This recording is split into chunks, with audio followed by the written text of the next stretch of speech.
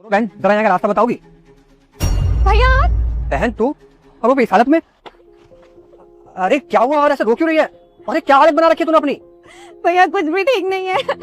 बहन रो मत और बता ना क्या हुआ तुझे, और तेरे मम्मी पापा कहाँ हैं?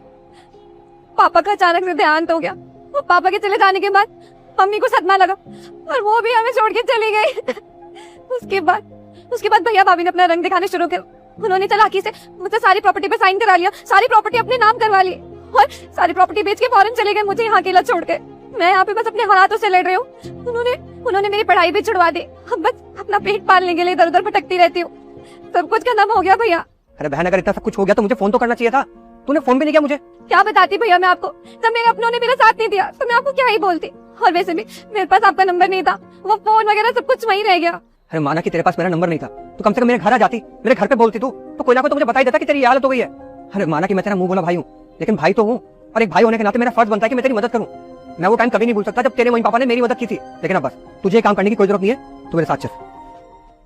अरे भैया आ गया। हाँ ये बताओ भाभी कहाँ है? अब भाभी तो बाहर गई है मार्केट, लेकिन भैया ये कौन है? इस समय ये है मेरी बहन और आज से ये तेरी भी बहन है। बहन? भैया ये आप क्या कह रहे हो? इस घर के हम दो ही बेटे हैं और हम दोनों के भी भाई हैं। हमारी तो कोई भी बहन नहीं है, तो ये हमारी बहन कब से बन गई? समझाता हूँ, बहुत बोले तूने। मुझे किसी से कोई फर्क नहीं पड़ता कि कौन हमारे बारे में क्या सोच रहा है। भैया ये क्या बोले जा रहे हो? चलो ठीक है भैया, मैं समझता हूँ कि हम घर के बड़े हो, आप जो भी सोचोगे अच्छा ही सोचोगे।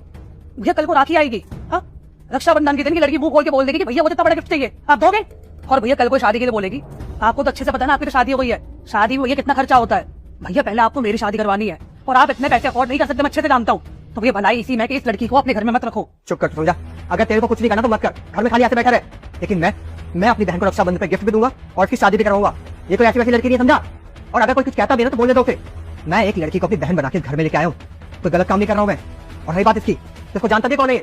आज अगर मैं फौज की नौकरी में हूँ ना तो इसके पीछे सिर्फ ये है और इसका परिवार है। अगर इसका परिवार नहीं होता ना तो आज मेरे पास शायद फौज की नौकरी भी नहीं होती। अरे इसके पापा ने सिफारिश लगवाई तब जाके मेरी फौज में नौकरी लगी थी। लेकिन आज जब इससे मिला तो मुझे पता चला कि इसके मम्मी पापा दोनों का देहांत हो गया है और ये बेचारी एक कबाड़ा उठा रही थी। तो क्या मेरा कोई फर्ज नहीं बनता कि मैं इसकी हेल्प करूं? अरे आज अगर इसका परिवार नहीं होता तो जो इतनी शांति से बैठा हुआ ना यहाँ पे और कह रहा है स्टैंडर्ड, तो स्टैंडर्ड शायद रहता भी नहीं। हम वही 50 गज के छोटे से घर में रह रहे होते। मेरी भी बहन हो, मुझे पता नहीं था, मैंने पता नहीं अनजाने में तुम्हें कितना कुछ सुना दिया। मैंने बहुत बुरा बोला तुम्हारे बारे में। और देखो तुम चिंता मत करो, आज से तुम हमारे घर में रहोगी और हाँ आज से तुम इस घर की बेटी और हमारी बहन हो और मैं भी तुम्हारी केयर करूंगा। अच्छा भैया मैं कह रहा था कि आप लोग थक गए होगे ना, आप लोग बैठिए, मैं कुछ खाने को लेके आता हूँ। आओ बहन बैठो, भैया बैठिए। बैठो।